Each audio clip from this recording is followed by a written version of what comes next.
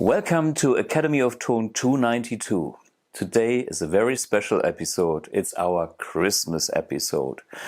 Yeah, that time of year we have to look back at what is happening, enjoy the holidays with our family and friends, and we decided to make a pre-recorded episode here with the whole team of BluGuitar.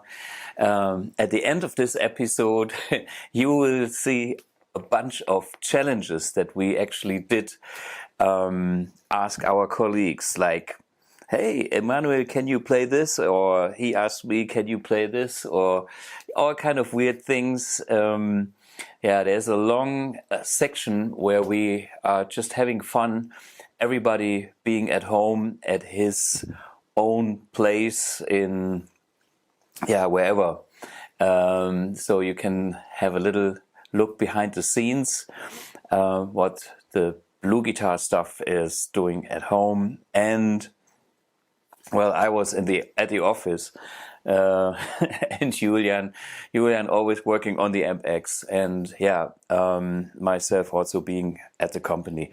One word about AmpX.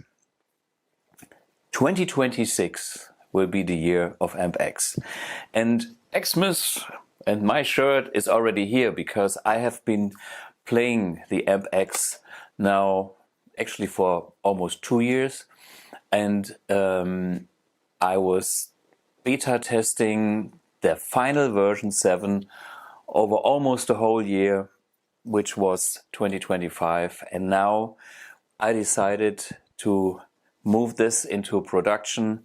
We will have a special episode on the AmpX on the 7th of January 2026, which is pretty soon. So we give you all the updates on the AmpX.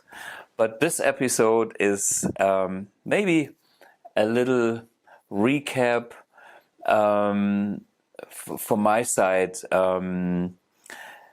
about what's going on here, AMP1, AmpX.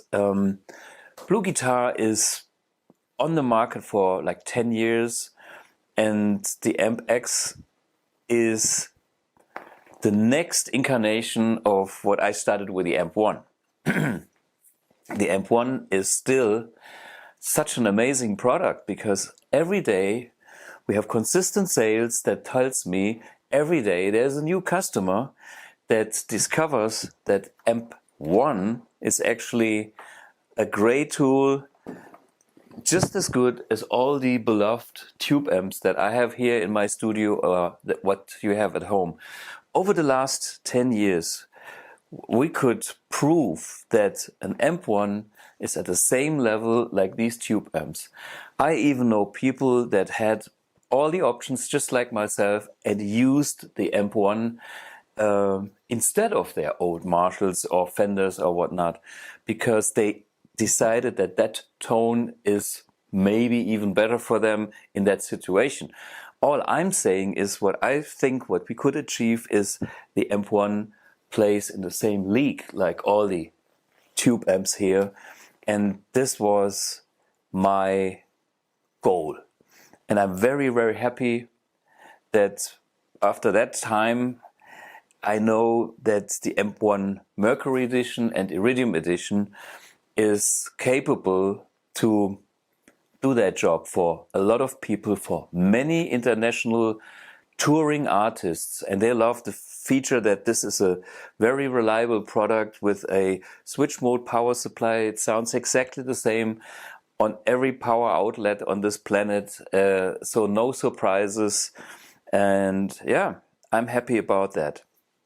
With the AmpX, we are moving into the world of more complex things, more effects, all these beloved pedals, and they will always coexist, AMP1 and AmpX.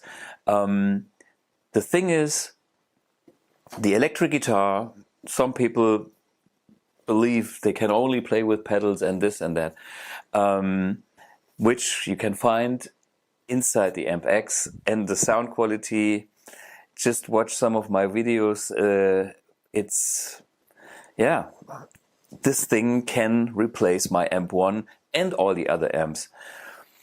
That's quite a challenge, but do you need it? Up to you guys. I think the electric guitar does not need to be drenched in too many effects. I mean, it can be fun, it's great to have options, but in the end it's about guitar playing and whatever makes you happy. In my opinion, that exists, and also the good old tube amps exist because they put you on the point where you have to reduce, which is a quality by itself.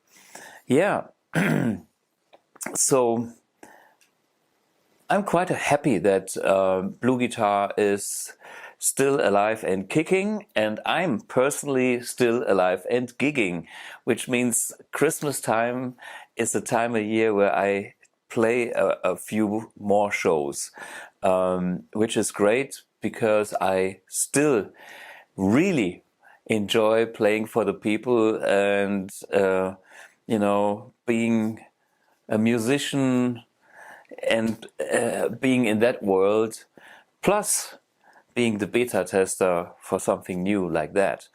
And every gig has several layers of things that you probably don't notice while I am having fun playing, but I'm listening to what I'm doing, and I have to find things very intuitive in a live situation, which is part of such an AmpX as well, and an AMP1. You know, it's like there's only a few knobs, but they're easy to dial in, and they are easily accessible, direct access, and they help in a live situation when you have to adjust a little less treble or bass or whatever is needed, and it's not like, oh, I have to go through too many programs or I'm lost.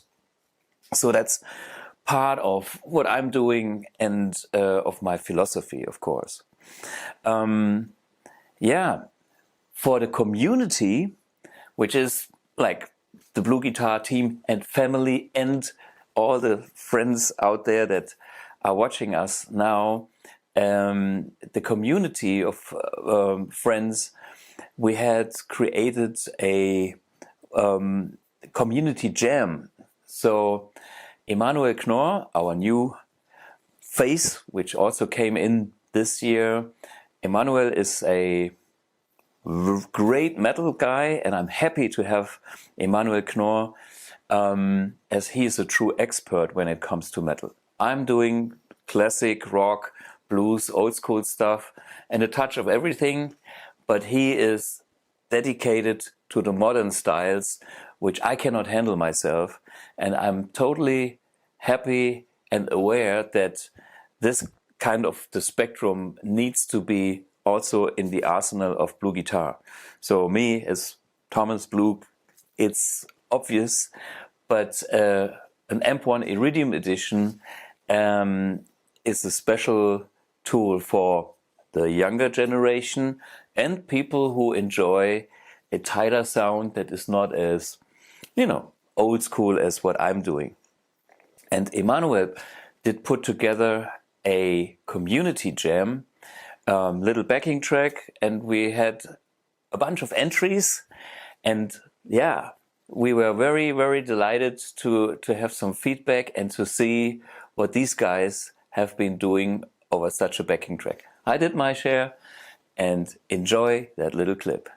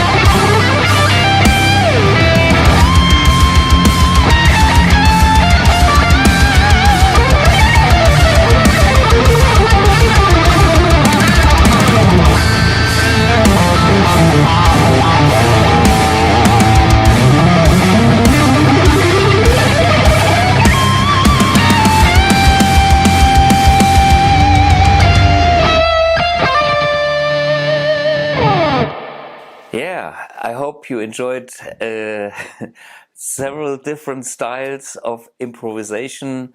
We will do some more of the community jams in the future. Maybe I do one, my style or low key. And anything is possible. But I kind of like the idea to, actually play together, even if it's only virtually, but it's cool. And that's the fun about making YouTube videos, that we can, use that format to bring people together on that level. Yeah, in the next section, you can see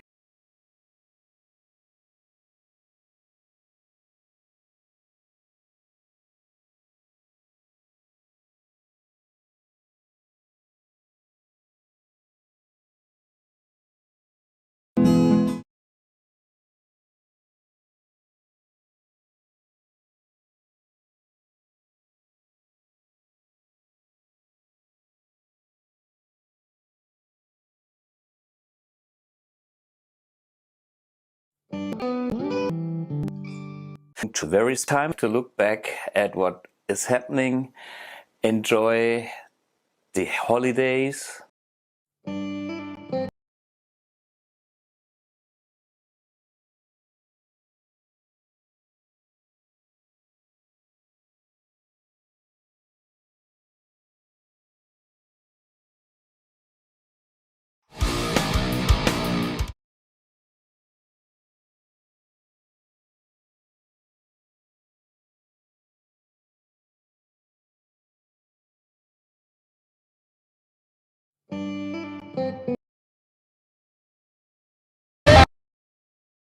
Future, maybe I do one, my style or low key, and anything is possible. But I kind of like the idea to, actually play together, even if it's only virtually, but it's cool. And that's the fun about making YouTube videos, that we can, use that format to bring people together on that level. Yeah, in the next section, you can see a pretty long conversation, kind of loose but open, that we had, with the guys in the team, Andreas, Emanuel, Valeska, myself, Julian. Julian was busy, so I tried to not disturb him too much. But we had a little hang, which was cool. And we were talking about things like, what are we doing at Christmas, and what are we doing with our families and things like that. So, by the way, we are maybe in the chat, so we are not promising that we are all there, because we have families and friends, and we have to take care of them at Christmas Eve, when this will be broadcasted. But when there's a little spare time, we will join you in the chat, and we can, maybe have a conversation going, which would be great. And it's cool, because there's another side of just the business or the daily work we are doing. There's also a, kind of friends, team spirit that we are sharing in this company. And I'm very happy about the results that we could achieve with BluGuitar so far. Knowing it's a super small company, but I don't want to have a big company employing too many people, because then I would not be happy anymore. I'm not the kind of guy that runs a business and employs more than 10 people. That's so, by heart, I'm a musician, and I'm, a sound designer and an amp designer. All these kind of things I really do enjoy. I have to wear the hat as a businessman as well. I hope I'm doing fine and well, so we keep the whole thing prosperous and stable business. And this is not so easy in these demanding, tough times. But I'm very proud of my dear friends and the team that together make BluGuitar the thing that it is.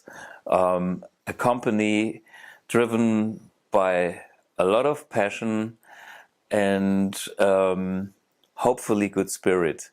And that's what I wish you all for the Christmas days. And I hope that, we are all maybe fighting in a way. Business is not as easy as it used to be. There's tariffs and all that kind of things that are no good for nobody, in my opinion. But of course, everybody has its own opinion about things. In the end, I believe in connecting people, in synergy effects, like working together, and we could achieve a lot with our team. And especially in 2025, I'm looking forward for more to come in 2026, especially this bad boy. And also, my calendar is filling up with some gigs, actually, which is great because more beta testing, more fun, and keeps me fresh and practice on stage, which is great. Okay. Check out our challenges at the end because they might be funny for you. And I wish you all a very Merry Christmas. See you.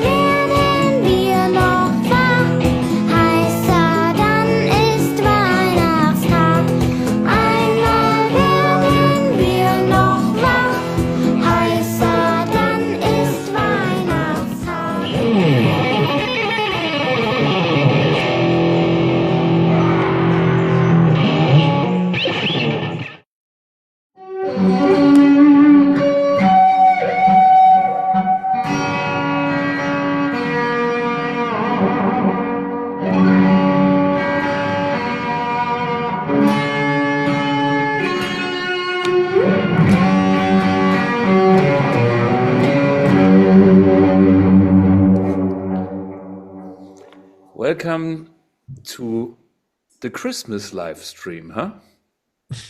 Well, tonight we have a bunch of people that you probably know. Yeah, usually behind the camera, Mr. Lukas. Hello, hello. Yeah, and then Emanuel Knorr, Santa Claus with a beard. Black Santa. Yeah, Blackadder. Yeah, I love British humor. Then we have the Princess of Darkness in the middle, Valeska. Sharon Osbourne. And our quiet member, Andreas. Hello, everybody. Yeah. Is this fireplace a real fireplace or is this a fake fireplace? It's a real fireplace. This is why you are wearing short sleeves. Okay. I'm still in the office wearing my, well, sweater or whatever it's called. Okay, I have to adjust the temperature. Manual temperature adjusting. Manual, yeah, Manuel. I think we have many manuals in the Blue Guitar family. Manuel Bastian, Manuel Kettenring, Emanuel. It's like the electric version, right? Yeah, Like you are the electric Manuel. I'm not the usual Audi A6. I'm the Audi AE6. Wow, okay.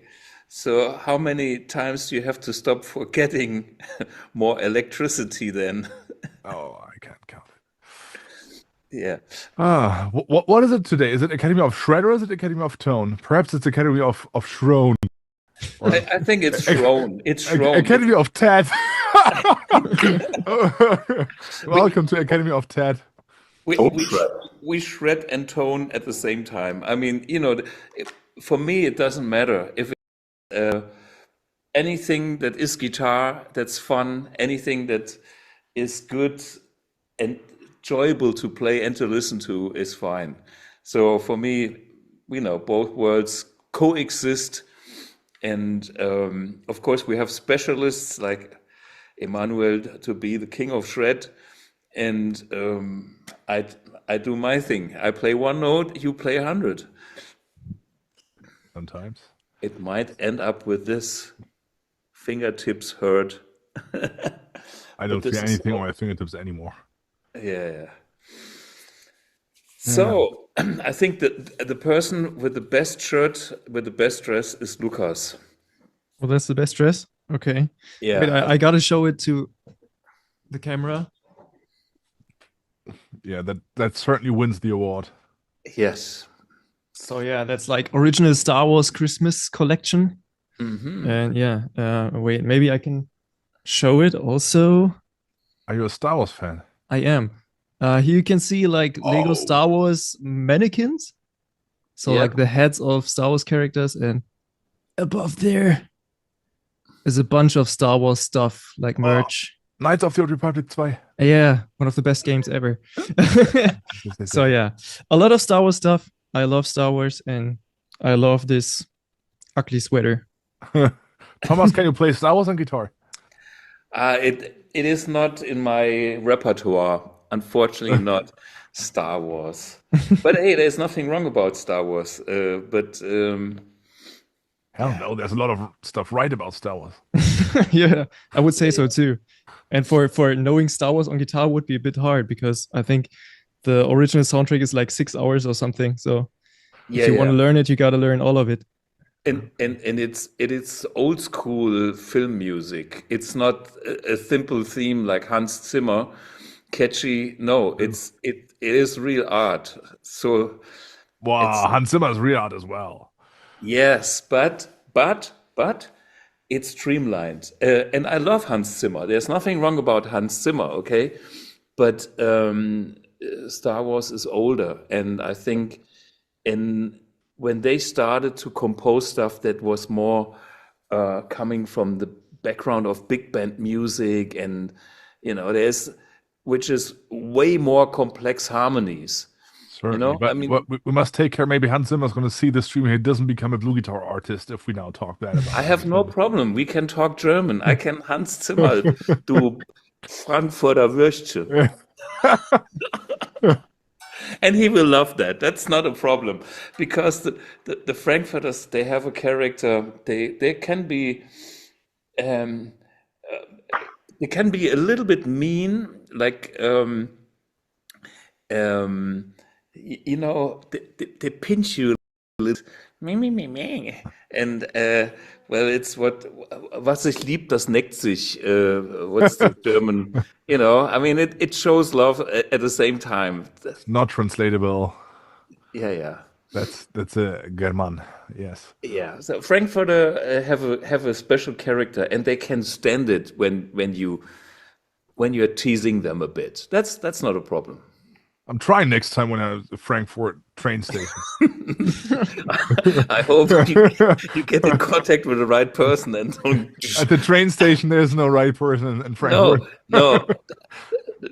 Make sure you are in the real Hessisch countryside and meet people there. I think they can take it. You know, people like Ali Neander, you know, the real Hessen, Erbarmen die Hesse komme, Rottgau Monotons, and this kind of, they're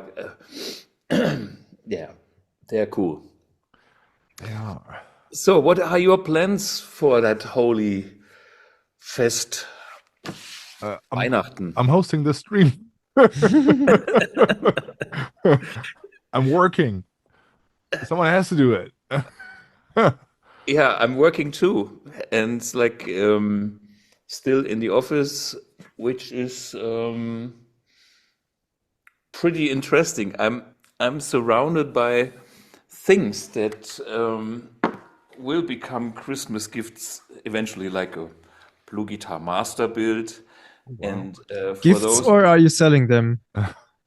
well, at this point, I have to make the choice which one I keep. You know, there's some more here. So you're gifting yourself. There's another one. For the team. There's more.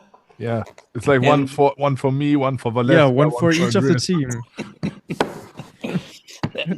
I You still said it have, live on camera now.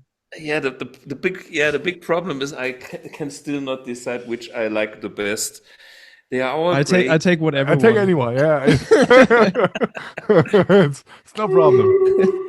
They all play well. They all sound great. But of course, every neck is different. And we have the first ever non-relic. Look at this. Oh, non-relic. Snow White. It's really clean. It looks weird, to Way be too clean honest. for me. So Yeah. this, Yeah, it doesn't suit Thomas's anyway. well, this No. can definitely go. Yeah. I bet we can make it dirty though.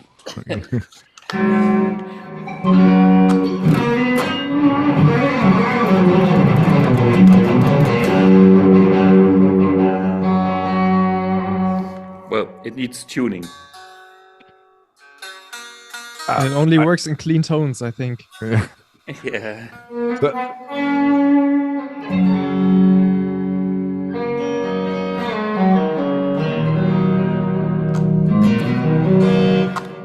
Sounds killer. But right, that's I too guess. clean for me. So bye. Like literally the relic ones. I'm also working for Clubman, as you know, and Yeah. I was in the office doing some social media stuff and whatnot. I came in there and I saw your guitars. He was working on your guitars. I was like, Andreas, isn't it on those Thomas's guitars? He says, yeah. I was like, how do you do the relican? And he got the guitar there, and then on his desk there was like lots of dirt. He's like taking the dirt and rubbing it over the guitar. And this is how I do the fucking relicking. This is how it's done. It's handmade German craftsmanship. Yeah, that was how it goes. Yeah, it takes a lot of A lot of cigarettes. details to get that dirt molded in a way. And Oh yeah. I think relicing is an art. It needs to look credible. I mean, this is quite unbelievable because Maybe we can make a custom series that's just clean guitars, and then you play them for a year, and then we sell them. I don't have enough time to make them really relic. That's the problem. Even if I mistreat them, they will still look too clean. Maybe we can speed it up. Yeah.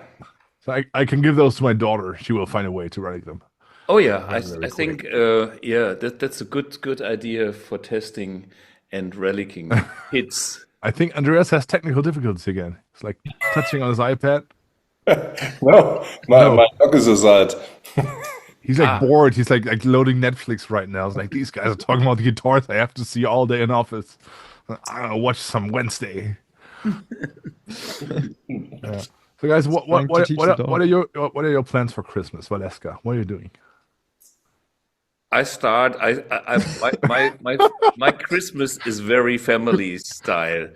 I will see my parents. I will see, all my family over the 2 days, and I do have a concert on the second Christmas Day, the 26th, in Booth in the what is it? Kino in the Thalia cinema. Kino. Yeah, in the morning, 11. This is when we will be playing. So for those who want to have a rocking Christmas with anarchy, the anarchy always is a good hint for whatever I Christmas. heard on Christmas will be still in my head and will pop up during some rock sounds. So that's my Christmas. I want to see videos of those melodies like Thunderstruck, and then we go into All I Want for Christmas Is You. Well, I can tell.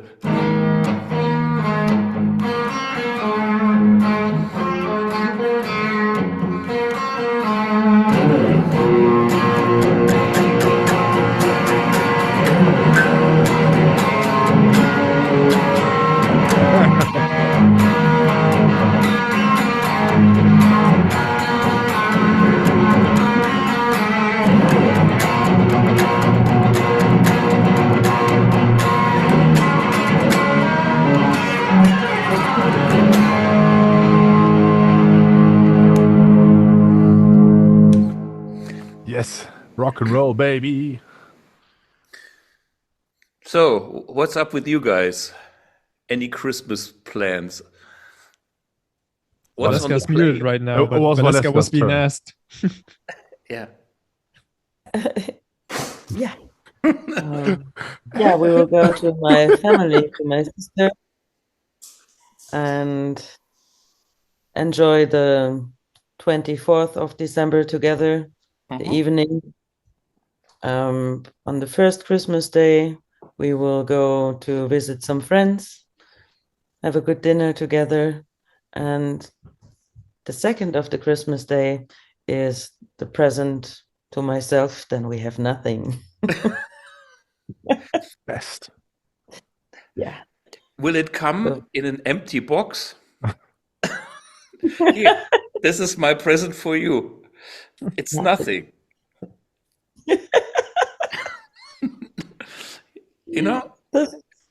Why not? Yeah, I Andreas. like it. What are your plans, Andreas?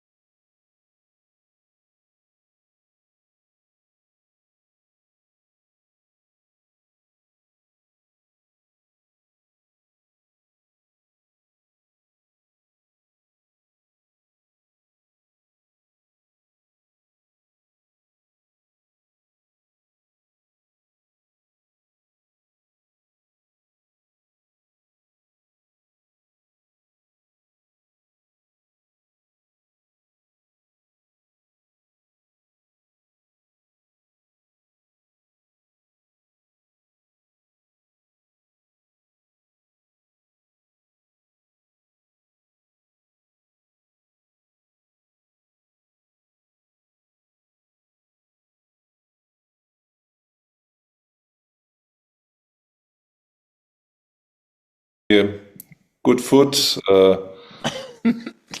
You mean good food? Good news. Good food.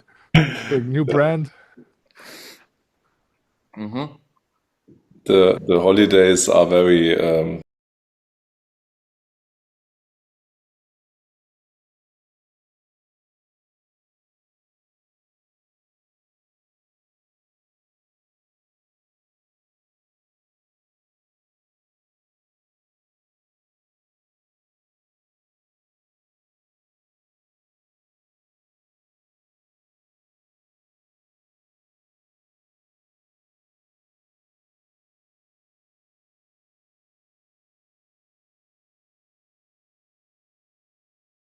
We have nothing.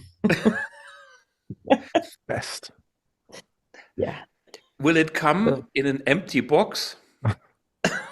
Here, this is my present for you. It's nothing. You know, why not? Yeah, I like it. What are your plans, Andreas? Oh, the same like Valeska. Family, good food. You mean good food? Good news. Good food. The new brand. The holidays are very, wie sagt man? I like it when I have nothing to do then. Ah, Yeah, wie that's- Antwort. That's Chill. cool. Lucas is Yeah. gonna watch all Star Wars movies, I guess. No, I have watched them, I think, 10 times each, besides the new ones, but we ignore the new ones. They don't exist. Even though there's a DVD up there. Disney haven't seen Star Wars that? is not real. Disney Star Wars. Yeah, can't no, hurt you. some things are good actually, but most of it isn't, especially the new ones. But for Christmas, I also spend time with my family. The 24th will be, we have like a huge Christmas program each year. Like my family is, everyone is a musician in my family. So we do a lot of like singing and have poems and little stories to tell. Like my mom does a huge, like I think 12 pages of story things. And then we all go through that program together, sing together, and then we have dinner and then we get presents. So that will be the Christmas Eve, and the days after will be also like my dad will be the next day, and the day after is then my aunt. So it's a lot of food and just hanging out together and yeah, spending time with the family. I myself don't need that, to be honest. I'm not that much of a family person. I like the music stuff, but I remember when I was younger, it was so annoying. Like you had to wait all that 2 hours of program, eat food, and then you got presents. You know, it was so annoying. But these days, I really enjoy that time because yeah, it could be the last one. You know, we're getting older, and yeah, that's kind of a weird feeling, and that's what makes Christmas special somehow. Yeah, and you need food, man. I know I that need you- food. Certainly Yeah, you that's do. true. That's true. That's true. I need food. I lost a lot of Lucas is- weight. Yeah. Lucas is the skinniest of us all, and therefore Christmas is fully in your favor. That's true. Yeah, and it's I all mean- good food, so that's good. Good food is good food. Yes. Good food. Good food. Wow. Okay. So everyone's hanging out with family. That's cool. It's like my family. I'm half Turkish and I half German. So my Turkish relatives, they don't celebrate Christmas. It's like they, I remember when I was like quite young and my family was like new to Germany and they were like, oh wow, they sent us twice the money this month. It's like, that was that was the best part of it. Other than that, I mean, I have my German grandparents, so I'm gonna visit them. Yeah. Christmas means the world to them. They're mid 80, so yeah, could be the last, certainly. And this is the first time this is actually the second Christmas with my daughter. She's 1 year old now, but last year on Christmas she was only 2 months old. Yeah. So now she can like talk a couple of words and she can walk and all this stuff. So Wow. her grandparents and my grandparents, everyone's getting crazy. Christmas is just gonna be about my daughter this year. Everyone's getting crazy about her. We Yeah, will dress she's- her up quite cute, and that's gonna be. she's Will gonna you be the the main- Santa Claus? I'm paying Or for are you all the Knecht gifts. Ruprecht? I'm paying for all the gifts, so I think Okay. I'm gonna be Santa Claus. I can be considered Santa this year. So you are Santa by nature. But hey, what is the thing about the Turkish people? How do they see the whole thing? Is this like, is it weird for them, or how do they feel about it? Is it like, okay, those Germans, they have their tradition, and the Turkish have whatever, a similar thing at another date, or It's perceived quite different. So, I mean, as with German society, in Germany you have like right-wing people, left-wing people, and same as with Turkish. So my Turkish family is quite conservative. So they are kind of, have very straight borders when it comes to Christmas. I'm relaxed about it. It's like I don't see it as a religious thing, Christmas, and no one does it in Germany, is it? I've never ever seen like people praying on Christmas. It's like, the gifts and the family and all the lights, and that's nice. So I don't think about it. It's just like, Lebkuchen, Spekulatius. Christmas is not a religion. Christmas is a shopping center. Yeah, Christmas is actually the religion of Christmas, capitalism, isn't it? so we are part of it. No, but it's also it's a cultural thing. I mean, when I think back about my childhood and being a kid, I mean, it's of course it's a big thing, and it came from the religion, but still, what's left over is a culture thing. It's like you have to wait for something. You have to wait very long, 4 weeks. You have the whatever. What's the English word for Advent? Adveniat must be some. I think it's Advent, isn't it? Advent, yeah. And Let me so check. it's almost like waiting for this oh my God! Xmas boy. Yoo-hoo, Woo! yeah. And Thomas, perhaps we all will have a AmpX under our Christmas tree. perhaps Together with the not, guitar. but we are working. Hey, actually, I'll take you around so you can see. Yes, everyone was waiting for this moment. So here. Like when we go through the stats of the video, this is where it rises later. Oh, this guy is, well, I first have to, usually we are not allowed to go in here because this is R&D department, which means 5 minutes meeting with the developer is a big problem because the productivity will shrink for a long time. For the 5-minute meeting will take at least 30 minutes or more. Look at him. Also, the developer is the Grinch, so it's no good idea to come inside here. Yeah, but I'll show you a little bit around what's going on here. I mean, we're talking, huge lists of components that all end up in the AmpX that needs to be double checked, and no mistake, because one fuck up is a big fuck up. Nothing more. So this is, yeah. It's still clean.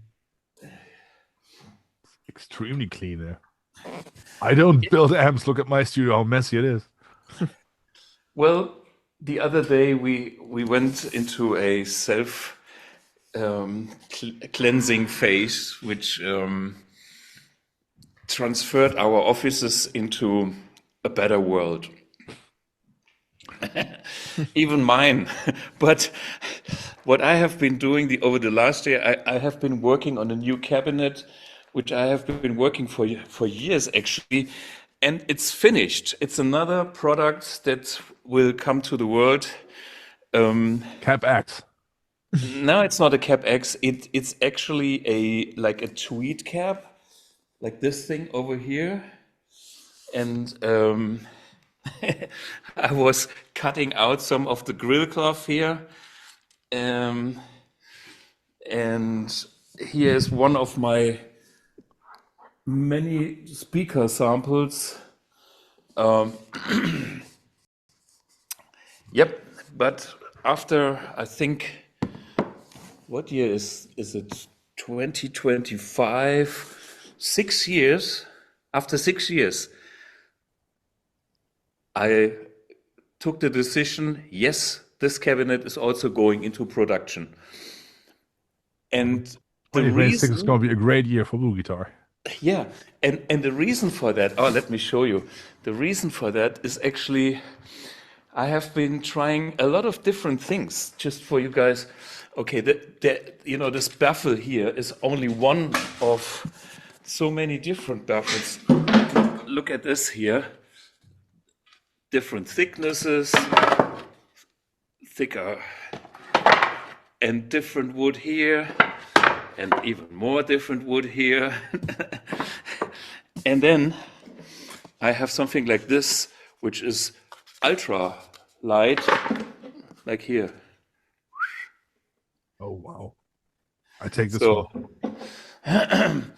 and yeah, different grill cloths. But I found the magic recipe.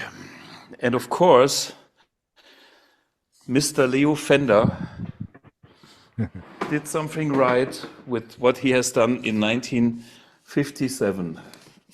This little boy here is still one of the biggest sounding combos on this planet. And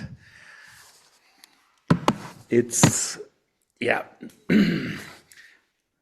decoded, and I found the recipe. And I found also little things to improve. So it's maxed out. I'm happy. Another product for 2026. Do you know Besides when it will AmpX. be officially released? I don't know yet.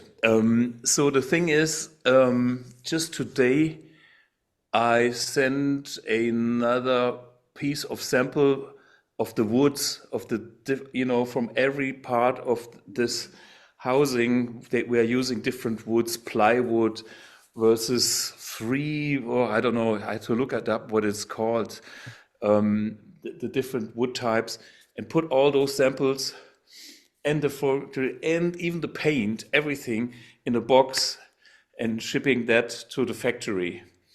And then I hope I get a sample, which is then the fourth, I guess, from the factory.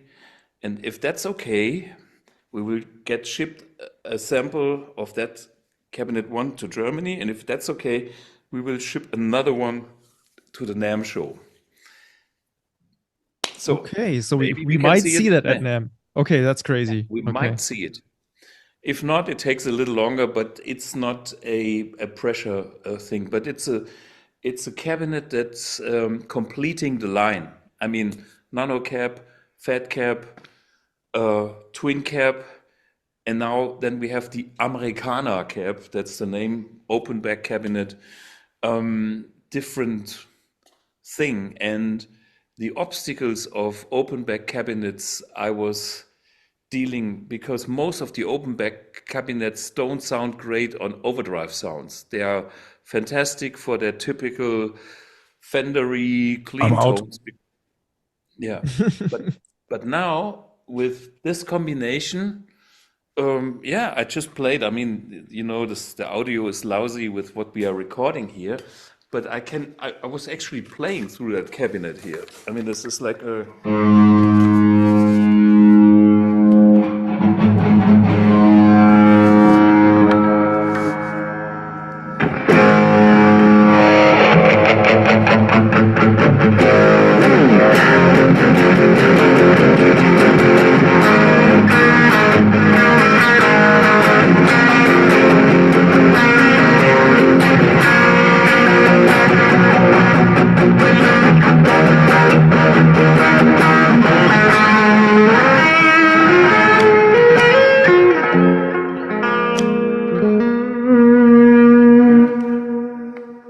And what amp? Let me hear another amp. Where's the amp? Mercury Classic. Let's me get. I want a clean sound. with me.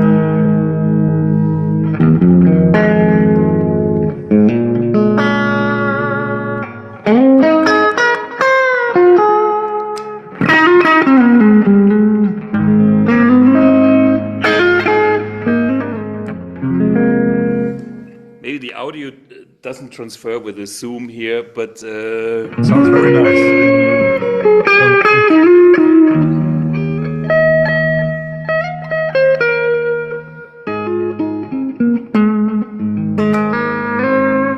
The clean sound is very bright and sparkling. It's it's beautiful. I like it. Beautiful. yeah, and I think even the overdrive sound will be okay-ish, because usually if you have an overdrive sound, it will be so thin and nasal with an open back cabinet. Yeah. And this actually works. I mean, it's like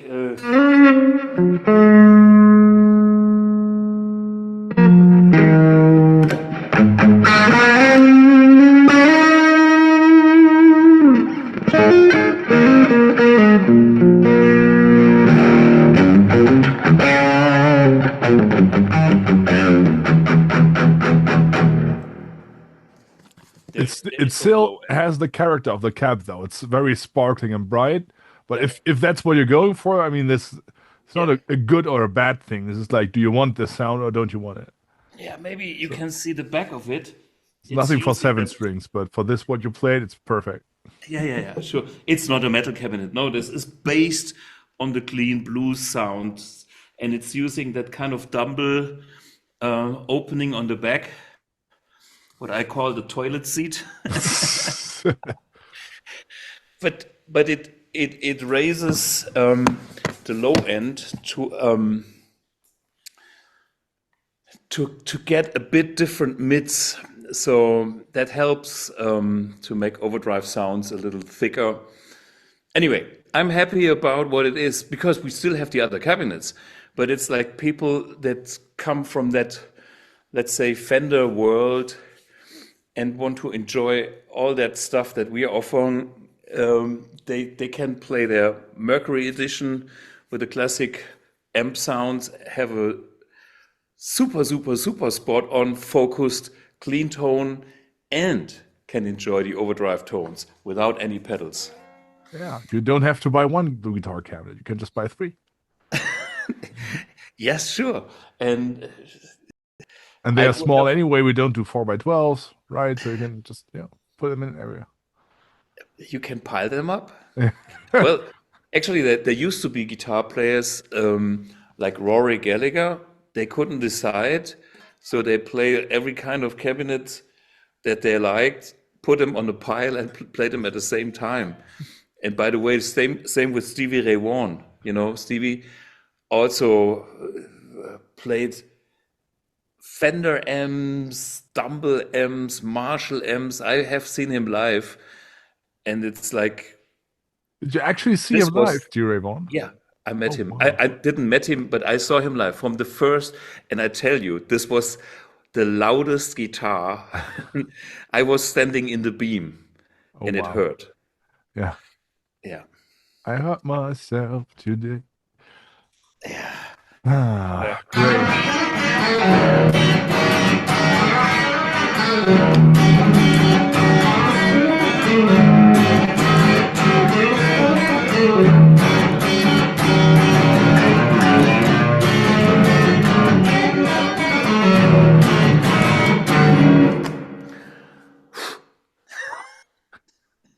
All But right. speaking about new products, I know it's the X topic again. You had the last tour with the Rock Anarchy, right? Yeah. And you had to reprogram your AmpX for it. Yes. Did everything work? Was there any problems? Yes, I mean it worked. I faced a few things because so far I was on version 5. Then we worked on version 6, and 6 came to a point where we decided, okay, we want even more things. So we started to work on version 7, and now I have version 7. And all the amps and all the effects needed to be transferred on that version 7. And now, since this is the final version, I can really judge what we have done, because this is now the last time I touch the amps, so that, which is good, because I believe it's spot on. Sound wise, I'm not. I'm totally happy. There's nothing to criticize. When it comes to the software, how to operate it, there's a few things. It's like, man, this needs to improve. But that's software, and we are working on that currently in the background. And I have done a big bug report about things, and we have other people waiting. But I want to give this version with the final software from my side to those guys before I have to kind of apologize and say, when I press the delay, it should be right there and stuff like that. But the good thing is, I played 7, 8, almost 10 gigs with that, and I have another gig in 2 days and another gig on the weekend, and every gig from now on is on that version 7. Things like fan temperature, not an issue. It's unbelievable. I play fucking loud, the master on 7, and I can touch the amp. It's like no problem, and the fan is still cool, and it's not speeding up too high. So it gives me such a good feeling to know that it's reliable, that it's sturdy, and it's a different thing than having this here in the office or somewhere. And it's a different thing when you are on stage and you play with it. And while being on stage, you think, yep, now I'm happy. I know why I want, even myself, having that 5150 or the 6505 over here, which is a metal amp, and I use it for the Strat.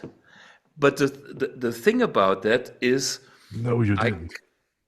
I kind of tame it to death. It's like no presence, almost no treble, and I kind of make it more or less mid-rangey, warm sounding, and it's killer. I would never play a 5150 myself, just for how heavy it is, how bulky it is. But having the sound on the AmpX, it is about the sweetest gain you can get.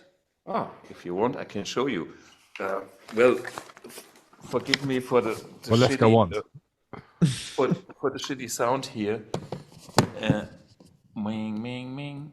So is this the amp? Okay. But it's like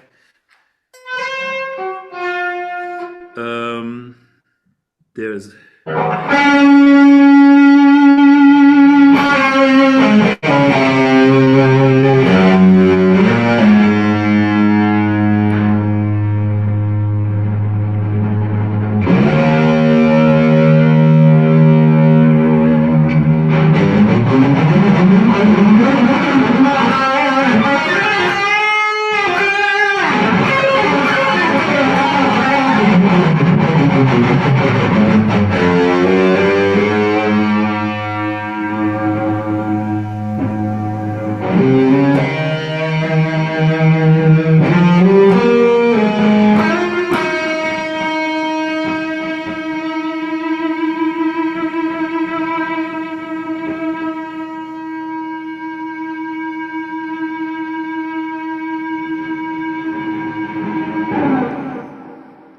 sounds great with a Strat, and I can even play here, living room.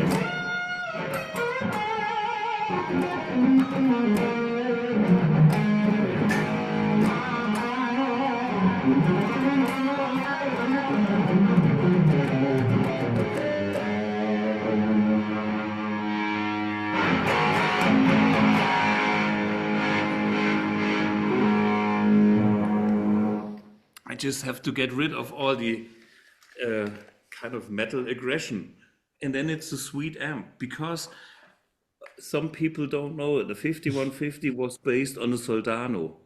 When you look at the schematics, it is the same preamp plus some extra tubes with some hard clip. Yeah. And I have different tubes chosen for that model for myself, for the Strat. So I have the original tubes that have the whole punch, but I can also dial in different tubes, which would retube the original amps, and I can change the character. I think you showed that like 2 episodes ago on the AOT, right? On 288 or 89, something like that. Just for if people want to see it, they could go there. Yes. Can you tell what will be on NAMM Show? What can people expect on the X? Well, they will see a lot of the amps we've done, effects. By the way, today I have finished this one. The Real Electric Mistress. It is in their flanger. Of course, all the delays that we have, a bunch of reverbs. I'm still adding some more reverbs, but there is already a collection of several reverbs. Then there's a halo delay and all that stuff that I showed in the past. You know, we will kind of throw that all in there. I'm not happy with the choruses yet, but we are working on it. So I assume that we have finished, the choruses by then. And I'm talking about the Dimension D, the CE1. I have another one here, which is this Aryan chorus, Michael Landau, some LA sound. And then a bunch of, Tube Screamer, SD1, boosters, all kinds of. The Rangemaster works. We've been through all that. We have switching of the impedance from like 2 mega ohm down to, I think it only 10 kilo ohms, which is needed for the Rangemaster, very low, and anything in between. And we can even emulate bad cabling, which you need for the Hendrix sounds, like curly stuff. So this can all be programmed into the AmpX, but it needs to be there as hardware. It's not a simulation, it's real. It's actually a switch that switches the input extra capacitance to get that Jimi Hendrix cable.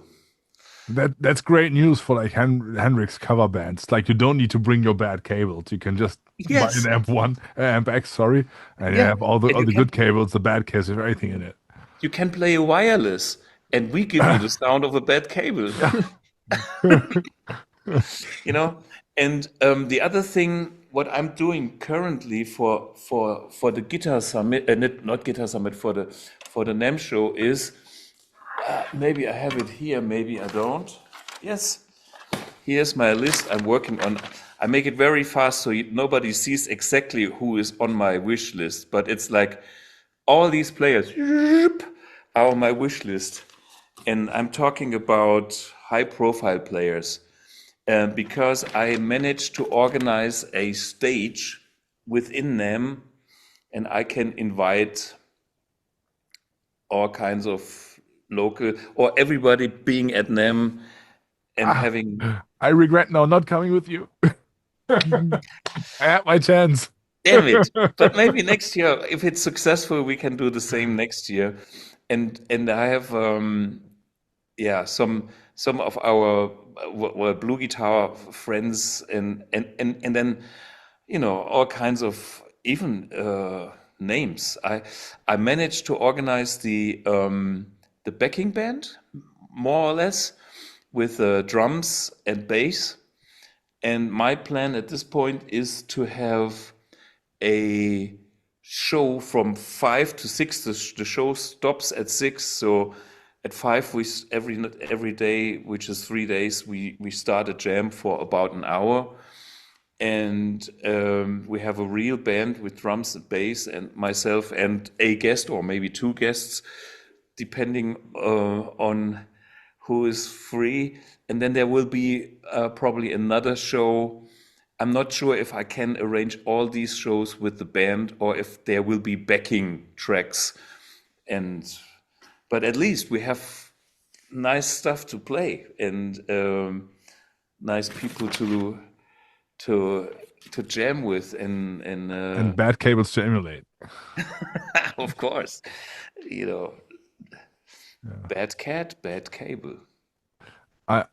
I must admit, I'm a little bit afraid of Andreas because he's sitting there like Al Pacino in Godfather. It was very threatening.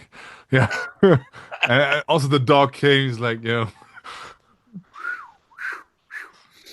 like if AmpX is not good, I'm gonna feed you to my dog. And then Valeska is smiling and I'm like, yeah, guitar. Valeska, how are you? Make noises. Still alive. I'm still alive. Okay. Yeah. Still alive. I'm good. I enjoy. Did you know all the stuff that success. Thomas explained about AmpX, or was it new to you? Some parts I already get when I'm in the office and I see Julian for a short moment when he runs from his office to the kitchen and back. Then sometimes I ask, how does it work? Yeah. Bad cable. It's that leakage we have on the floor, from The one cable office. sounds too good. Yeah. But not all. So that sounds good. That sounds really good. Emanuel, how about the challenges? Have we done them already by this time? Have people seen them already, or are we going to announce them now? Like, That's none of your business. okay, your turn. No, guys, I don't actually know. So I'm going to review those challenges. If they are very good, we'll put them at the beginning. If they are not, we're going to put them at the end. So it depends on how you guys perform. But guys, at this I point, suck. we at this point Put me at the end. we made a couple of challenges, and let's now assume that this is coming before the challenges. There's disgusting stuff. Like Thomas just sent me like a country madness kind of video that I'm supposed to play, and then I got like video like sweeping solos I did 10 years back, which I sent Thomas to play. Thomas, what is Thomas? Thomas X Thomas. No. And disgusting stuff like this. So we thought it would be a nice thing just to challenge us on Christmas, and just make some silly stuff, just have fun and don't take us too serious this time. So I guess by now, when this is going live, we did have some fun, guys. How was it? Great. Well, whatever it was. I did my challenge for Valeska so far, and I think it was okay. Okay? I was struggling a little bit because you wrote like legato. I don't know how to tell it in English, and I don't know any of those words. I absolutely despise all theory and all words connected to it and all notes. I'm also like autodidact. I don't know, like self-taught. And I don't know any of the words, so I had to look it up, what you mean by it. And I hope I did it correct. So I'm excited. It doesn't matter if you did it correct or not. Valeska's a bass player, so she'll figure it out. Valeska, are you fake smiling this evening? Are you fake smiling tonight, or are you having a good time? I have a good time. Because I watched the video from Lukas. I think you sent it to me yesterday.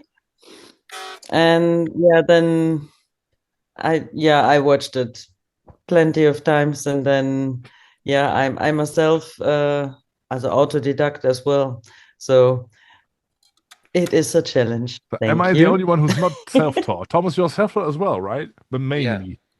Mainly, yes. Yeah. So Andreas, are you self-taught? he's a teacher. He's teaching. Well, maybe he's self-taught and is now a teacher. Yeah. You should be a teacher, yes.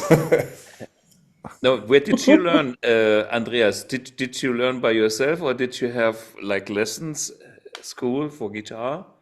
In the first years, I learned many things by hearing and just to look at the other players. And later, I studied guitar. Yes, but classical guitar for a while. Yeah.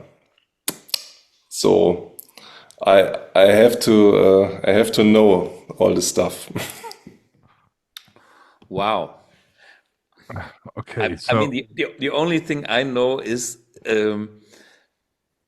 Emanuel gave me that challenge, you know, and the thing is, it's so many notes, but the thing is, I understand what he wants. So for me, such a challenge is I'm probably not capable to play it perfectly, but I know what you want. So what I could do is like I can fake it, like.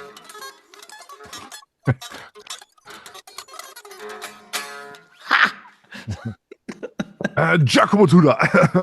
Yeah. Yeah. I mean, the point of it is just being silly and having a good time. I mean, obviously, I just saw Thomas just sent me his challenge. I just saw the first time. I was like, is that even playing guitar? Or what is he doing with the guitar? It's like, what is these movements? And he's using all his fingers. I'm supposed to pick. I don't know what. I can't use more than 2 fingers at the same time for my right hand. It's impossible. So I mean, this guy, we are talking about Jerry Donahue, who is a Telecaster master. And he is the king of the bending notes. And open strings in that. And you know, the thing about I was playing with him. We have been on tour, and so I could learn how he got that style, which is, I don't think you can get it really. I mean, if you can get it, I buy you a beer or 2. But that's worth it. Yeah, I'm gonna invest now 300 hours in learning this. I gotta get for a one beer. Well, that's actually getting paid as a musician. Great. Great show. No, but the thing is, I'm telling my wife we're gonna get a beer. Finally, no. Finally, feed my daughter. The thing with Jerry was that he heard some American tele guys playing country music, doing crazy bends, but he did not know that they had invented the B-bender. So what he has done, he created all that bending technique without a bender with his fingers. And so, I tell you, fucking hell. It is, if you don't know what he's doing, he bends this note up.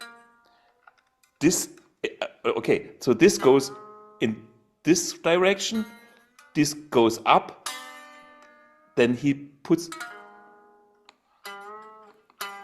This is such a weird movement. I think likely in Germany it's not allowed to make this movement. There's likely some paragraph against it. You can't go up while you go down, you know. It's like this is gonna be my excuse. So right, I'm sorry guys, but I can't do it. It's not allowed in Germany to play guitar like this.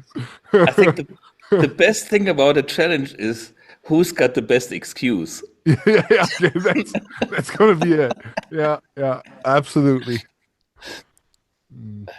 Yeah, well, I have diarrhea, or what is it called? That's my or I broke my finger while doing the bend. Oh. Yeah, I wanted to say that too. I remember when I played volleyball and you get that capsule rupture. I don't know.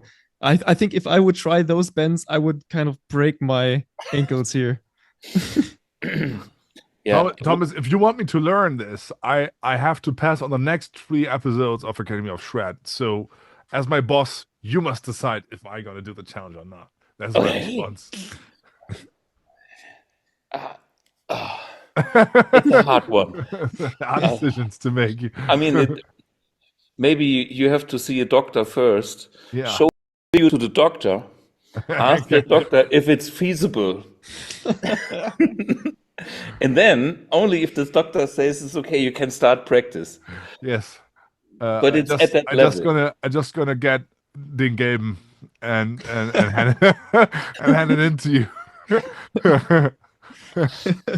Oh gosh, silly stuff. And the best thing about that whole thing is Jerry Donahue, when he plays all that crazy shit, he looks like he's bored.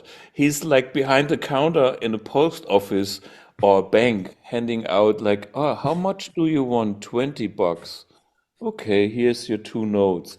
I mean, he's so relaxed always. But Like, that's the oh, thing about yeah. these guys. Like, if someone remastered something, they always make it look very easy. Yeah. Like whenever I'm looking like at a Guthrie Govan solo, it's like, wow, okay, I mean, I can do it, and start reading the tabs, and like 20 minutes after, there comes this moment of, oh, no, I'm not Guthrie. So I just- Don't go there. Yeah. yeah. Well, somehow they mastered things to be easy for them. And I think it takes years to get that, well, technique to be that easy, to become a second nature to you. Yeah. I mean, you know, like the challenge that I sent to you is like, you have to live several years in that bubble of bending, making the weirdest bends on the planet. And then you come up with those ideas. I mean, of course, you start somewhere, and then when you reach that, and 10 years later and 20 years later, you come to the, oh, maybe I can bend that too. He does bends like behind the nut. Okay, we know that's up if you have a, but then at the same time, the chord goes down here and goes up here. It's like, don't even ask. Disgusting. And it looks like very simple, but it's Yeah, I want to try. Is there any like Christmas season habits that you guys have? So something like that you do like only when there's Christmas time. Like besides gaining weight, that's I guess everyone's Christmas habit. For me, it's mostly I do Losing weight. Yeah, losing weight. No, the opposite. But a Christmas CD. That's what I usually do because I'm very bad at finding presents for my family, and they all love me doing music. So that's what I go for. I just do a Christmas CD, and like it's usually every time the same. I don't have time, and then like 4 days before Christmas, I'm like, oh shit, I need that CD, and then I start doing it, and I'm happy with it. So you're recording music. Yeah. Wow, that's cool. It's really cool. Once I made a like 6 tracks, and it all was a cappella, take 6 arrangements of Christmas songs, and you know I can't read notes, so I had to hear all such a of cool those. family. Yes, such a cool but family. it was such a cool project because like listening to take 6 and just by hearing it, knowing what they sing, you know, because yeah, I can't write or read notes, so that was crazy, but it turned out really well. Such must be so cool. It's like my parents, they run a retirement home, so no, and we live there. Like literally, like where I was raised, the place where I was raised is like a retirement home, and on the second floor there's like an apartment, and we live there. So when I went to school, I had to go through the retirement store, to the retirement home. It's like the whole, like the smell of whatnot, and get out of the exit. This is how I got to school every day. Wait, is that your Christmas experience? No, yeah, Your Christmas that was my habit? Christmas experience. Yeah. So usually, like this, like I, as I just said, I mean, I don't want to be this guy, but I have a daughter since last year, so everything is very different right now. So I used to what I used to do when it was Christmas time. It's like watching old movies, like all those movies that on Kabel 1 when I was like 6 years old that I wasn't allowed to watch. I watched them not. But I'm talking like the Jackie Chan movies and the Eddie Murphy movies and these Die Hard, the old Die Hard. So all these action American Hollywood movies from like the 80s and 90s. This is my guilty pleasure. So that's nothing better than just lying around in your bed and then boom, here we go. Right, Rush Hour 2. And next on is Beverly Hills Cop. And that's love that. But I can't do it right now. My daughter isn't allowed to have screen time. So maybe in 6 years. Play. Yeah, exactly. Well, in 3 years, she's going to have forced her to watch other movies. When I was younger, I remember there was that series Weihnachtsmann und Co. KG. Oh, wow. It was on Super RTL. I love that. I still remember that jingle. So like, oh, man. It's such a memory. Yeah, there was like the good Santa Claus, and there was the asshole Santa Claus as well. Yes. That was a great series. Anyone familiar with this? Oh yes, I am. I'm not. I'm half Turkish, so I don't know. I'm not too deep into German culture. So this is actually the Saarland culture. Oh, okay. Wow. Here in our area, in the local Saarland, we have the family Heinz Becker, and that's Heinz, that's Hilde, and that's Stefan. So, and there is, of course, a classic about what's happening on Christmas. Of course, it is the whole thing. They try to put the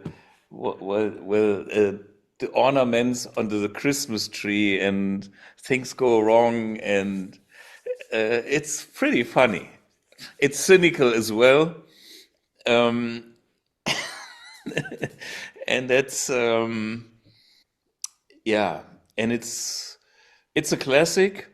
I know that other regions have stuff like that too, like for instance, the Austrian, they have the Mundel, which I love to death as well, because that's very black humor. I mean, this, there's a New Year's Day in the Austrian thing. And in the Austrian thing, they have all these kind of böllers, this kind of, what's it called? Explosives. And by accident, of course, one of those explosives ends up in the one guy's living room. So they kind of open the window and then start a real mess. But it's really funny. It's really funny. So I'm now saying so. We have to cut this part out. But the reason why I was starting to laugh is like you were explaining about the local culture of Saarland, and then you start a sentence with "for instance," and as you were talking about the local culture of Saarland, what I understood was like "for." Yeah.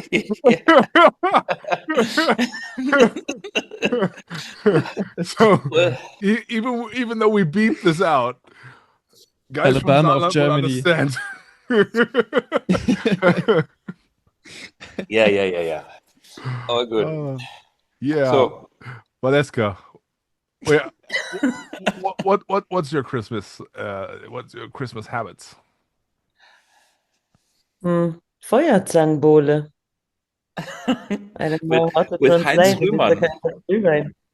What the is series or the Feuerzangenbowle? drink? No, it's not a series. It is a drink like Glühwein. Feuerzangenbowle. Kann das jemand übersetzen? Yeah. I So try. Drink this it. is It's German alcohol. Bowl.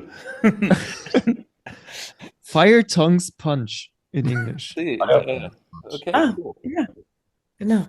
So it's just a drink, but it means for me, yeah, it is my Christmas drink. And yeah, I'm not that good in movies, but when I like these Christmas movies, then it is the fantasy movies. There's Lord of the Rings and Harry Potter. It's Star Wars. Winter. I mean, it's not really a fantasy, but it's okay. What I wanted to ask. Right. Yes. Emanuel was talking about Jackie Chan. I wanted to ask you, do you like Jackie Chan movies? Because I think you're more about the more serious martial art people.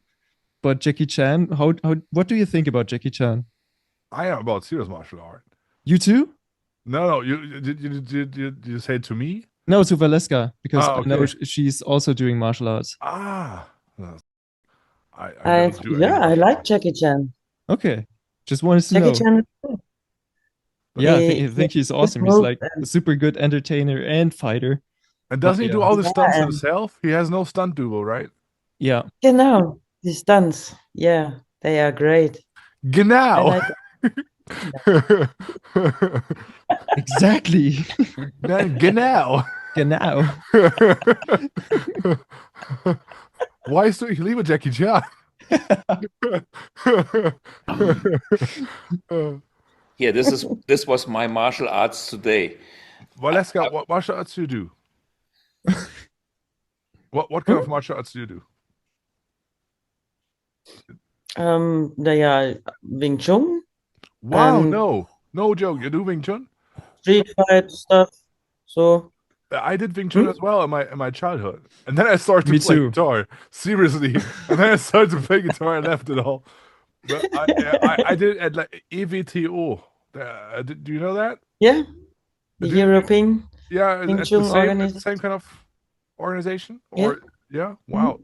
So, do you have like the master Erster TG? What is it? I just remember some terms from it. Sun Tao?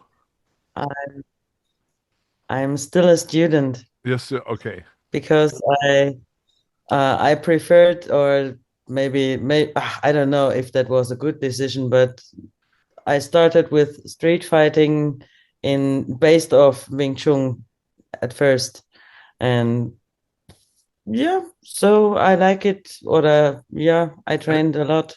I think this was Tan Sao. This was Bong Sao, right? You remember the names for it? I just remember the movements, but Kettenvorstöße. Yeah, 100 times. It's like shred. I like it. Skip the Park, Fark,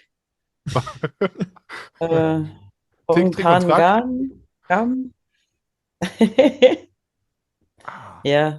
There are a lot of techniques, but if you need to fight, you don't need to know much techniques. It is very important that you are very well in 3 or 4. You need a good punch. Or you just look like this and then no one wants to fight you. That's the other. Yeah. Or like this.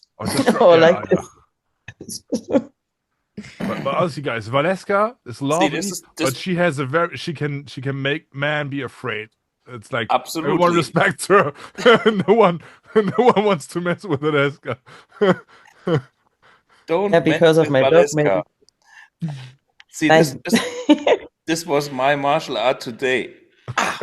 Martial art. A martial art. Martial. I killed the marshal. No, I actually had to cut this off, but I used a chainsaw, so I was using proper tools. And just use Valeska next time. Valeska, komm mal! Genau. Next time, I put it on her desk. That we... just mark where it needs to be, Yeah. And then cut it, and then Andreas, your Christmas habits. Oh. Watching Godfather. No. Being Godfather. Die Hard is a very cool Christmas movie, but in the Christmas time, I every year I look with my kids also the movie The Last Unicorn. Ooh. No, that's so sad. That's As soon as I our, think of that movie, I hear that soundtrack, and I could tear up now because I think it's one of the most beautiful melodies ever created. of course, yes. That's our Christmas movie, and I don't yeah, know the movie. all of the year I drink a lot of coffee, but in the winter season I have also I like to drink tea, Christmas tea with cinnamon and also stuff. Yeah. Glühwein is also a good thing. Yeah. Lord of the Oh, Rings, I forgot. Harry Now Potter. you remember me in The Last Unicorn. That was my Christmas movie as I was a child. Oh, No, man. it's so sad. Yeah.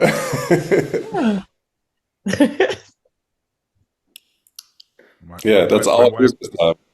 My wife's not believing that I'm still working, so I have to send her a proof. Yes. It's like, can you make something silly, please? We need to wait for Lukas. Thanks. It's like, my wife doesn't understand how I earn money until today. Like being a musician in the 21st century is very weird. So I sometimes send her photos. Well, it is very, very weird. It is. Does anyone of you guys know who composed the music for The Last Unicorn? Wasn't that the band? America. The band was named America. Yes. Yeah. Yeah. One of the best movie soundtracks. And a couple of years ago, I saw this band live at SR Kultur and so. And Radio station, yeah. And it was nothing the same like in the movie. Schade. Yeah. but hey, when you saw you went for the radio station here in Saarbrücken on the hill, right? No, not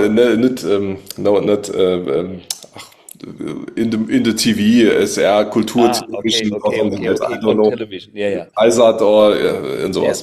Yeah. Because sometimes they do have concerts here as well, like on we call it Hallberg, on that hill, and our local radio station has TV studios and radio studios, and actually a super long history when about broadcasting. And the reason for that, do you know? Anyone knows? Well, it's going back to Adolf Hitler. Wow. Because on that hill, they could have the transmitters to send all the news even down to Sicily, south of Italy and Africa. And that was the best place. And therefore, this TV radio station was very important in whenever that was, 1940s or whatever. And after the war, they still continued that. And they had fantastic engineers and people. One of them was Connie Plank. Connie Plank is a producer who produced many records, including Kraftwerk, including Annie Lennox and Dave Stewart, Eurythmics, and all of that. So this guy from Saarbrücken here was one of the most influential producers of the 70s. And he moved then to Cologne and infected the guys with that advanced technology that he created. He had to escape this radio station because that was too local. He split and went next level. But he, if you listen to whatever rap music, they have a lot of Kraftwerk elements, and that's fucking old. It's the early 70s, and this guy was behind that. And just today, I was well, this is after the episode. We are pre-recording this. The episode 291.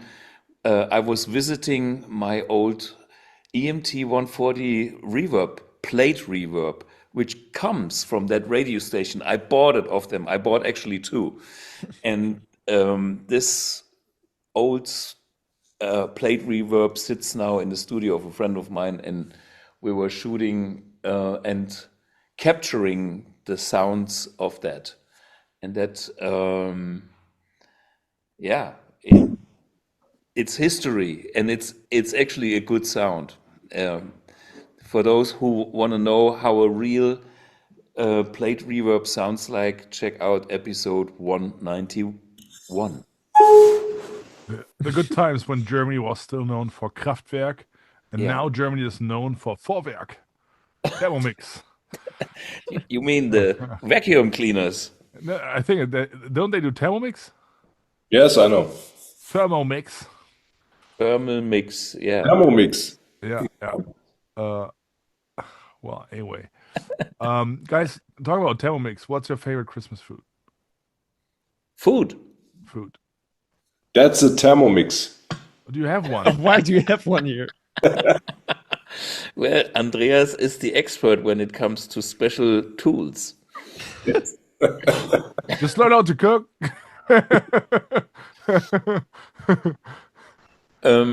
Food. That's a good point. Well, if it's with my family, it's always so good. I don't care. Whatever it is, it's ace. Fantastic. Do you like Kassler? No. Because I thought your favorite food would be Stratokassler. No. Okay, I mean, we are here, and in our family, my father is a wine expert. I skipped that one, but my sister joins in, and I drink a little with them. But it's like that's some high class food there, and boy, whatever it is, it's always spot on.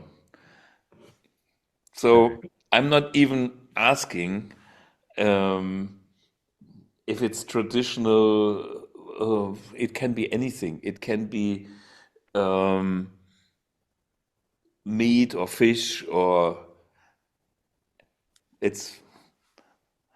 And then comes the dessert, which is Schokoladenpudding. Yeah, that's a must-have. And that's a specialty in our family because it's heavily modified. So if you buy those regular Dr. Oetker, packs, that's bullshit. You have to have what is it called? Cacao in German. Is it cacao in English too? Yeah. Powder. And it needs to be dark, and you have to mix it with dark chocolate. And in the combination of all the ingredients, you get something really exciting out of that. And this always has been the biggest fight between myself, my sister, and my father, because we are fighting for our choco pudding dessert. It's like if there's one extra. When we have pudding at home, it's like no one likes the skin. Like everyone hates the skin. It's I don't mind. I don't mind because it's even.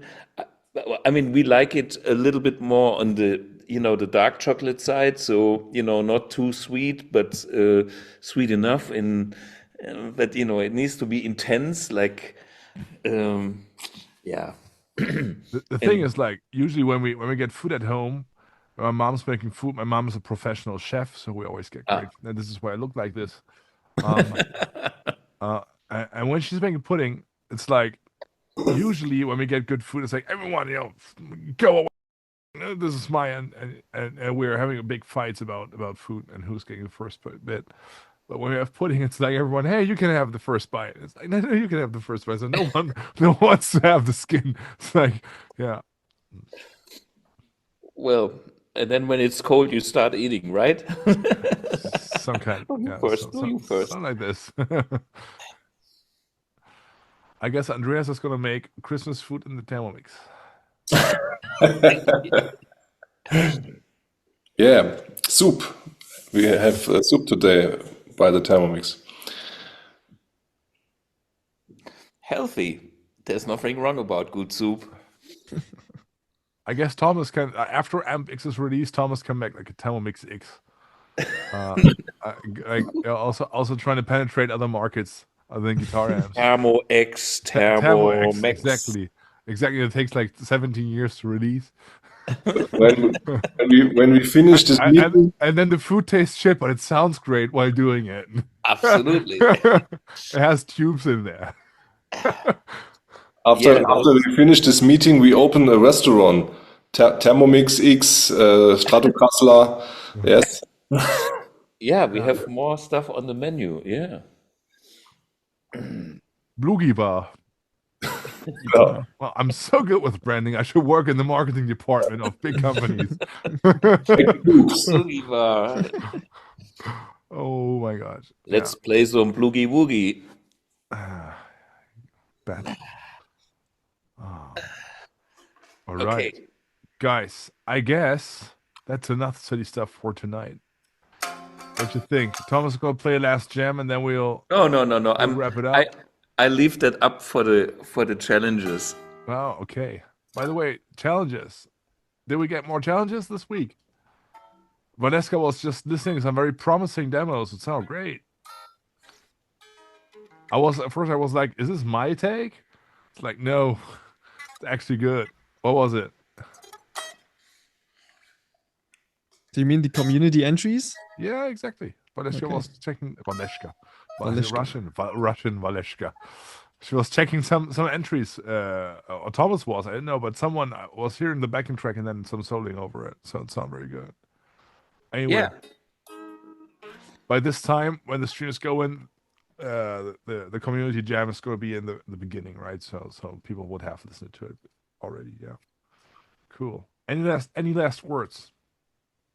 Last word? Merry Christmas. Merry Christmas. Exactly. Merry Xmas, yeah. And don't forget, Weihnachten ist Nervensache.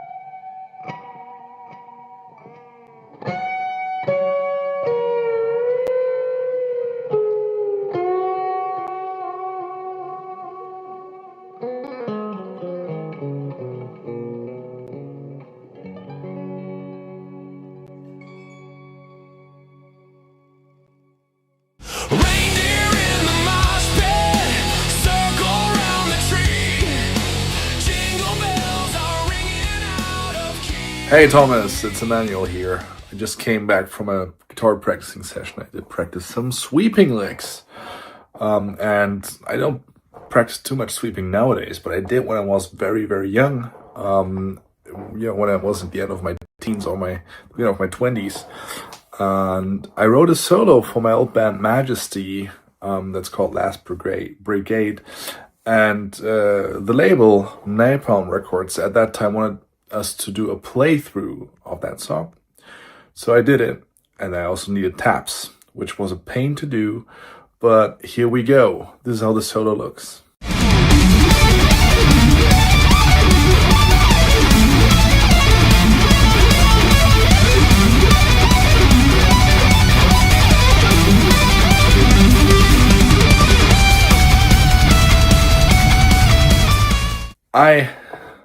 hereby I challenge you to learn this solo within, let's say, 20 minutes of time. And I'm saying that because those are mostly standard sweeping shapes. So if I just tried to relearn the solo, and it took me like 10 minutes because the shapes are all like standard. So if you would give this to a shredder, it would need 20 minutes.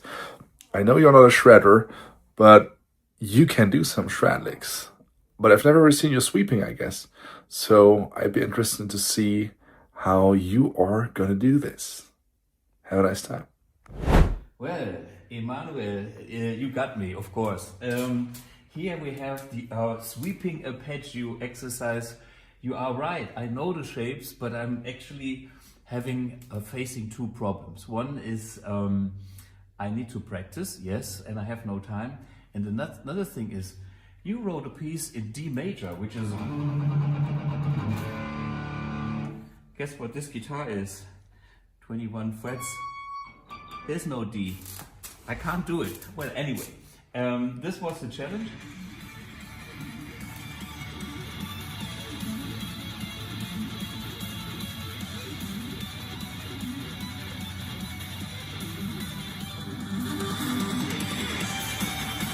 Okay, what I understand is like...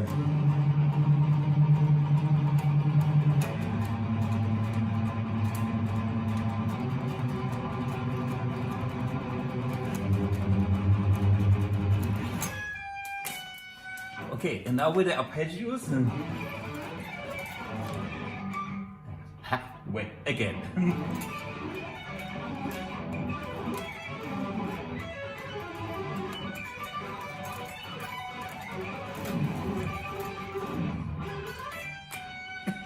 Okay, correct, slow.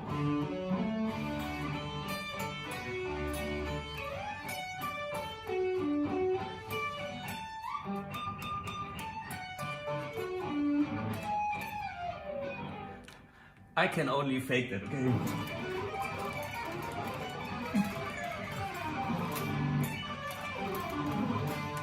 Alle meine Entchen, Happy New Year, Happy Easter and Merry Christmas.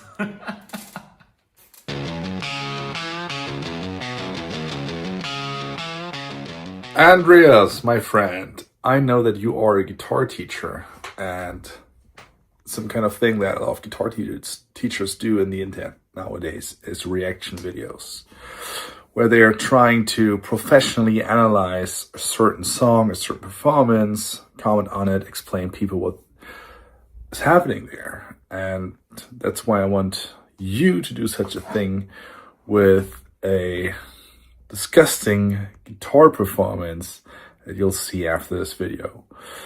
Take it serious and try to explain the world what's happening there. And I'm really looking forward to see what you are going to do. Have a nice time with it.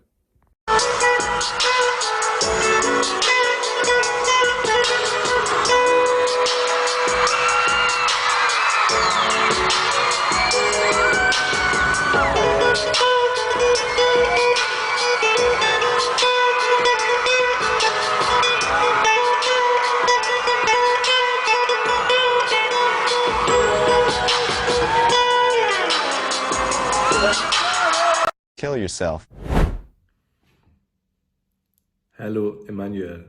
Thanks for the task you gave me. Let's start the video.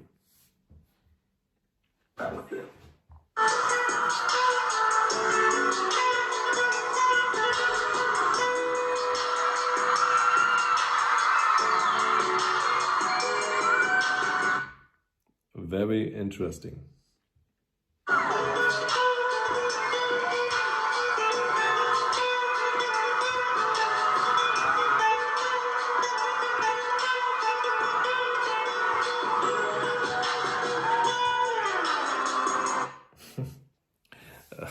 Okay, it seems like we are in the key of A major. He plays the root note alternating with the second degree. Let's start again.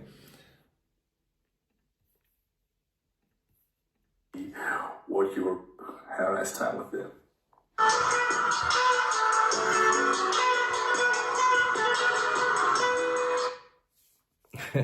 his thumb picking technique may have been inspired by Wes Montgomery or Mark Knopfler. It also reminds me of the technique used by some bass players.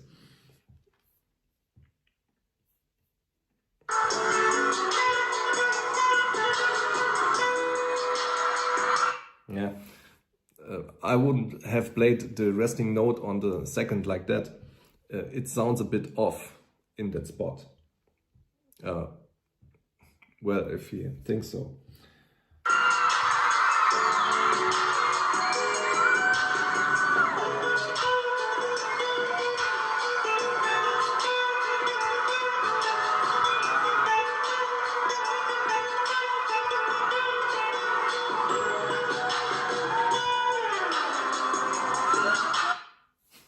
Yeah, I don't know this musician. From the video, he seems to be quite well known. Maybe I should reconsider my playing style and play a little less in the future. That might lead to more success. Thank you, Emanuel. Have a nice day.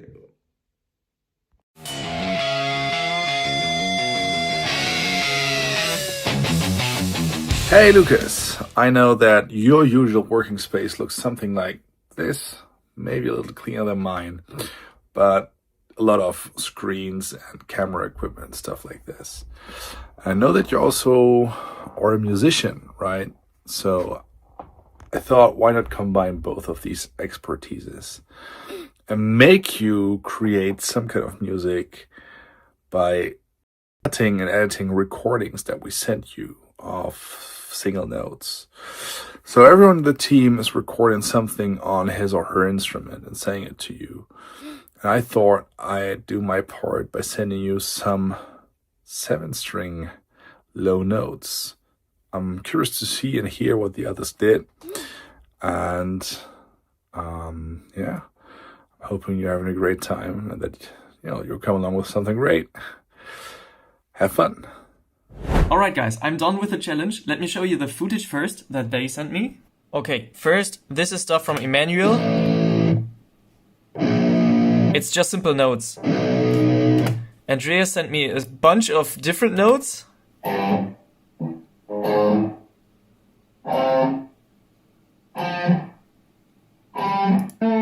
Also varying. Some chords.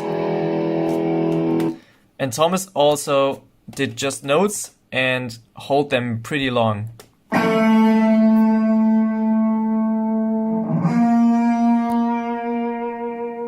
Very quickly, what I did is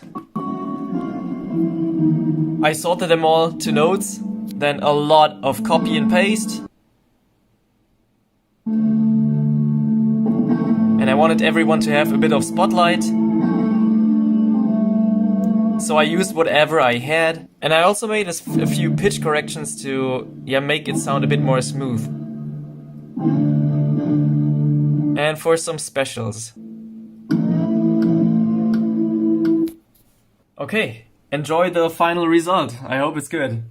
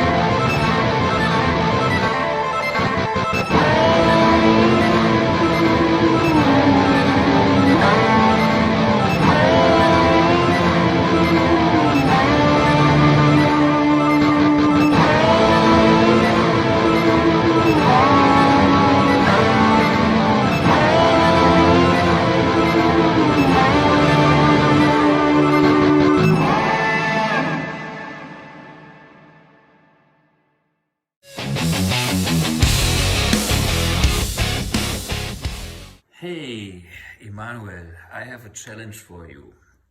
Something that is a totally different style, and it goes to Jerry Donahue. He is the Taily Bender. I think he is so unique and so different. And my challenge is, I sent you a video of him playing for 1 minute and 57 seconds. If you can play 20 seconds of what he is doing there, you have already done your job very well, because it's so different, so unique. Well, enjoy the Jerry Donahue Around the Bend Bender challenge. Cheers. I don't know what he sent me, just opened it here, didn't play it yet. It's called The Claw by Jerry Donahue. I don't know this guy, so what is it?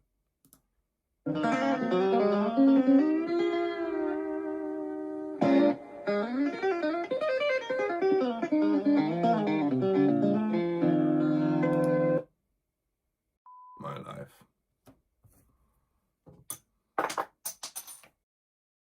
Alright guys, obviously I'm just joking. I know that there are many things that I can't play because, you know, can't play everything, right? So I'm specialized in a certain thing.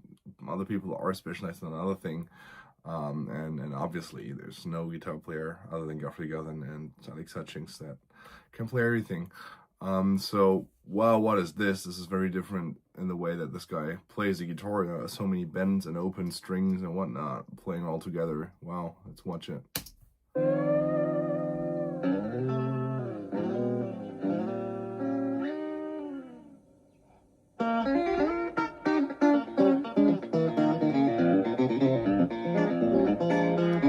No chance I'm gonna play that within this year or next year or the next 3 years. So maybe I'm gonna find a lick or a technique. I mean, the guy's doing a lot of like hybrid picking.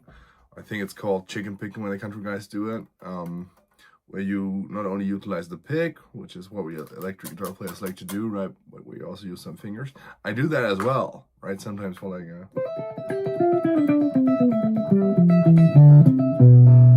the more neoclassical kind of stuff, or I do it when I play legato.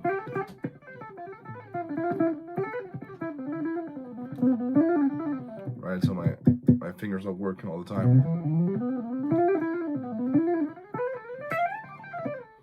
But this is a very different way of using it, and especially with a clean sound, quite difficult to do. Maybe there are a couple of licks that I can play from this. The thing is, I don't know, I'm not playing the right chords. It's way different from how I use it. It's a very cool technique though. If I will play chords that have more than 2 notes, like maybe using that technique. Well, anyway, let's see.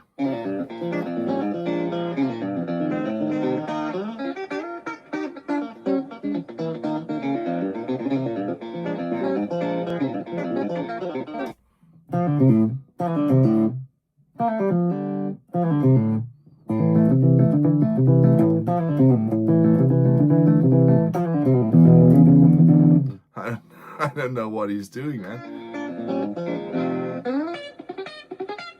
I can do that.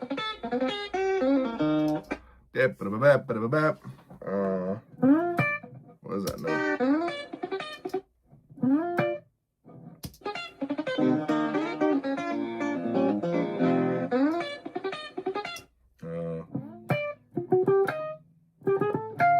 Yeah, sorry. No, the wrong notes. Yeah. No. Yeah. All right, what else we got? Wow.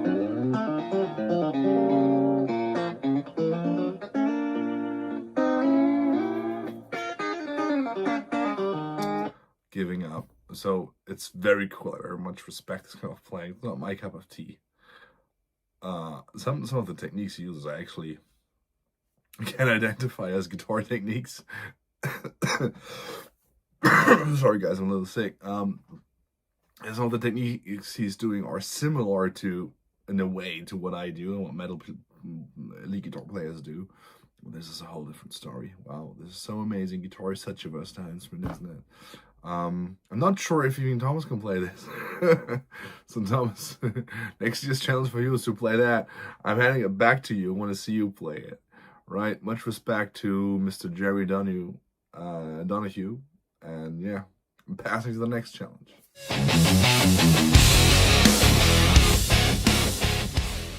Hello, Emanuel. Remember, a few weeks ago, I jokingly mentioned that shredding guitarists can only play that fast because they have their sound dialed with tons of gain, effects, high output guitars, and a very, very low string action. So here's my challenge. Play a shredding solo of your choice using a Strat and the AMP1 Mercury Edition. Use the vintage channel. Your settings should be gain on 7, bass on 5, mids on 7 and treble on 6. No boost and no reverb or other effects. Have fun. So this does look like a Strat. It feels like a Strat, but it's no Strat. It's an Ibanez guitar. Ooh, it's an Ibanez Roadstar from the 80s, late 80s or early 90s. I don't remember. I wasn't around back then. Just bought it, and yeah, and I love to play it. I play it a lot, actually, for teaching and stuff and for recording tones where I need singer calls. This is a guitar that I really like, and yeah, it's not a shred beast. It's harder to play than the other guitars I have. So let's again check the settings that he suggests.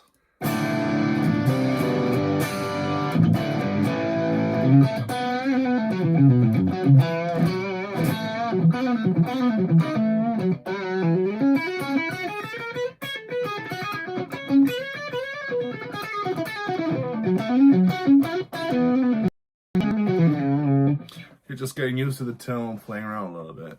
But I'm supposed to shred, right? I mean, usually if I play a tone, I play, you know, in a way that feels good with a tone. This is not a tone I would shred with, but let's go for it.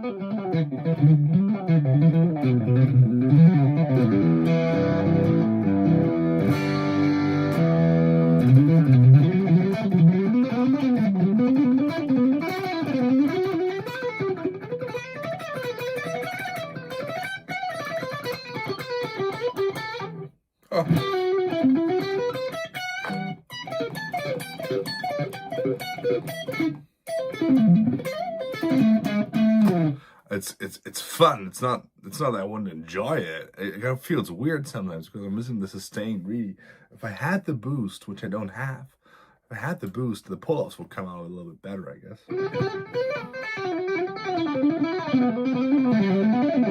Well, this would be all I need to get the pull-offs a little bit, a little louder, because usually my main technique is legato. I'm trying to, at least with my left hand, trying to with my right hand as well. Having issues with it, but anyway, trying to do very light movements. This only works if I have, you know, some kind of sustain that really, you know, pushes the notes through, even if I don't make them ring too much. Yeah, so this is a tone that if I play with it all day, it was kind of, you know, it would go against my technique that I'm used to. It's quite interesting to play with it.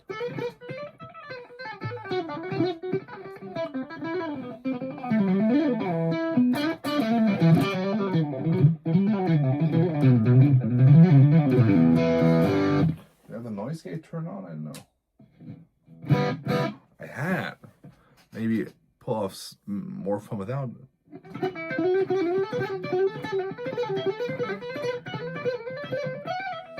Certainly they are.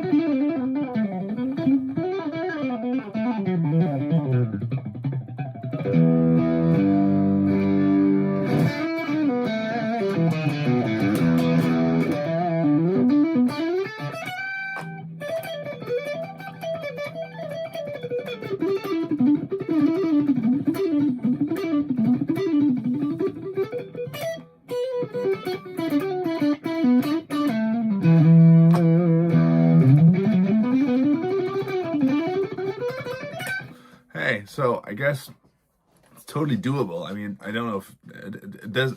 It's fun just for the sake of doing it. I mean, the tone is not made for this, obviously, but it's great fun. I mean, this is great for practicing. You know, this is really good for picking stuff down. You know, and it's way easier if I have more gain. But this way, you really need to work on your precision and stuff.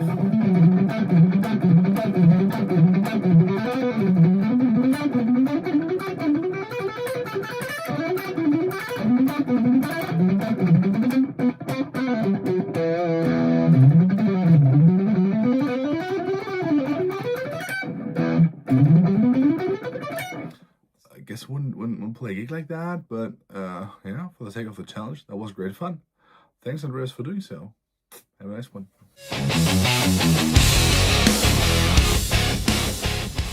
Hello, I'm the guy doing the videos, and I got a challenge for Valeska. She's got to play this guitar melody in just 10 minutes on her bass. Good luck.